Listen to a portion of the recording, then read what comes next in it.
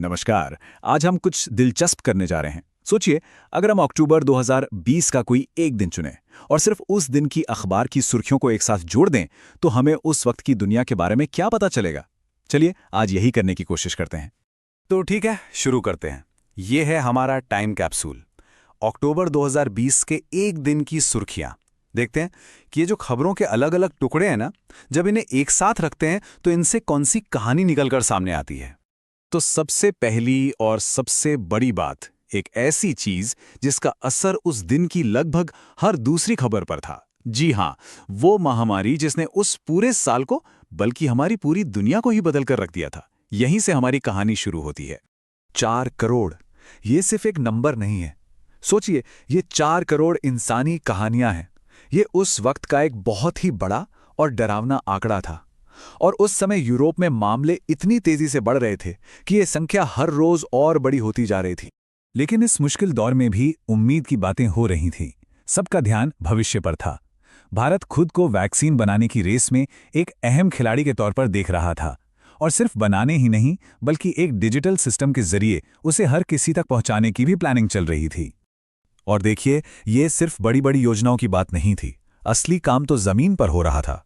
जो scientific bodies थीं, वो लद्दाख जैसे दूर दराज के इलाकों में टेस्टिंग फैसिलिटीज लगा रही थीं।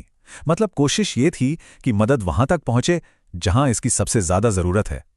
लेकिन इन सब आंकड़ों और सिस्टम की बातों के बीच इंसानियत की कुछ कमाल की कहानियां भी थीं। जैसे कि असम के डॉक्टर अरूप सेनापति की कहानी। पीपीई किट पहने हुए उन्होंने अपने मरीजों का हौसला बढ़ाने के लिए डांस किया और वो वीडियो जबरदस्त वायरल हो गया। ये दिखाता है कि सबसे मुश्किल हालात में भी इंसान का जज्बा कैसे जिंदा रहता है। तो एक तरफ तो ये सब चल रहा था और दूसरी तरफ एक बिल्कुल अलग ही जंग का मैदान तैयार था। क्योंकि देखिए, दुनिया में चाहे कितना भी बड़ा स्वास्थ्य संकट क्यों ना आ जाए, सियासत कभी नहीं रुकती। भारत में उस वक्त बिहार चुनाव का माहौल गर्म था और सोशल मीडिया तो जैसे एक वॉर जोन बन चुका था। पार्टियां एक दूसरे पर जमकर हमले कर रही थीं। कहीं नौकरियों के वादे थे तो कहीं एक दूसरे के काम पर तीखे सवाल। मतलब हर तरह के दांव पैच अपनाए जा रहे थे। उधर अमेरिका में भी चुनावी माहौल था। इलेक्शन में सिर्फ 2 हफ्ते बचे थे और जो बाइडेन की लीड कम हो रही थी। और मजे की बात यह थी कि जो पोलिंग के नंबर आ रहे थे वो अजीब तरह से 2016 जैसे ही लग रहे थे। जाहिर है, दोनों ही कैंपेन में टेंशन का माहौल था। और बिहार में वापस आए तो चुनावी घमासान का सेंटर पॉइंट थे। उस वक्त के मुख्यमंत्री हर रैली, हर भाषण में निशाने पर वही थे। कह सकते हैं कि उनका हर पब्लिक अपीयरेंस एक इम्तिहान जैसा बन गया था।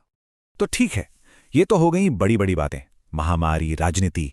लेकिन सवाल यह है कि इन सबका एक आम इंसान की जिंदगी पर क्या असर पड़ रहा था, क्योंकि असली कहानी तो वही होती है ना। अब जरा दिल्ली की इस खबर पे नजर डालते हैं। ये दिल दहला देने वाली है। 2 चचेरे भाई थे, इदरीस और सलीम। एक गोल्ड फैक्ट्री में केमिकल टैंक साफ करने उतरे थे और जहरीली गैस की वजह से उनकी मौत हो गई। और उनके भाई ने जो कहा वो शायद पूरी कहानी बयां कर देता है। उन्होंने कहा, हम गरीब हैं इसलिए हमारी जान सस्ती है। सोचिए, इन शब्दों में कितना गुस्सा, कितनी लाचारी और कितना दर्द छिपा होगा। और ये कोई इकलौती ऐसी खबर नहीं थी।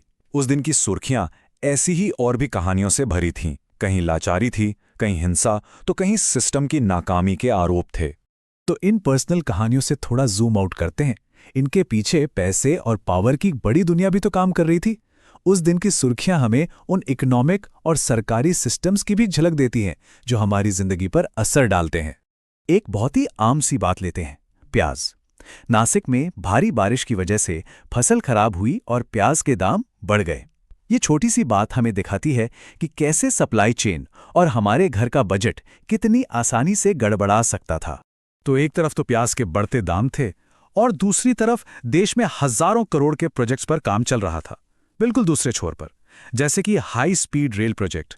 इसके सिर्फ एक छोटे से हिस्से के लिए करीब करीब 25,000 करोड़ रुपए की बोली लगी थी। दो बिल्कुल अलग तस्वीरें हैं ना। अब सवाल ये उठता है कि सरकारें इतने बड़े पैमाने पर पैसे और योजनाओं को मैनेज कैसे करती हैं। तो इसके लिए एक्सपेंडिचर मैनेजमेंट कमीशन जैसी बॉडीज होती हैं। इनका काम ही यही होता है कि सरकारी खर्च को कैसे बेहतर और एफिशिएंट बनाया जाए। और इन कमीशन की सिफारिशों का असल में असर भी पड़ता है।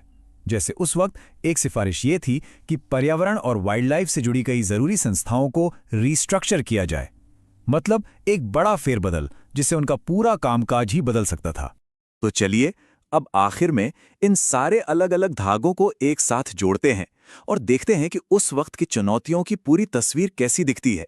पर्यावरण से जुड़े मुद्दे जैसे कि हवा में प्रदूषण एक लगातार बना रहने वाला खतरा थे। दिल्ली में उस दिन हवा की वजह से पराली के धुएं का असर थोड़ा कम था, लेकिन ये तो एक टेम्पररी राहत थी। असली समस्या तो वहीं की वहीं थी और इसे सुलझाने के लिए राज्यों को मिलकर काम करने की जरूरत थी। और एक दिलचस्प बात, खुद खबरें भी खबरों में थीं। एक बहस चल रही थी कि टीवी चैनलों के बीच जो हो रहा है वो क्या है।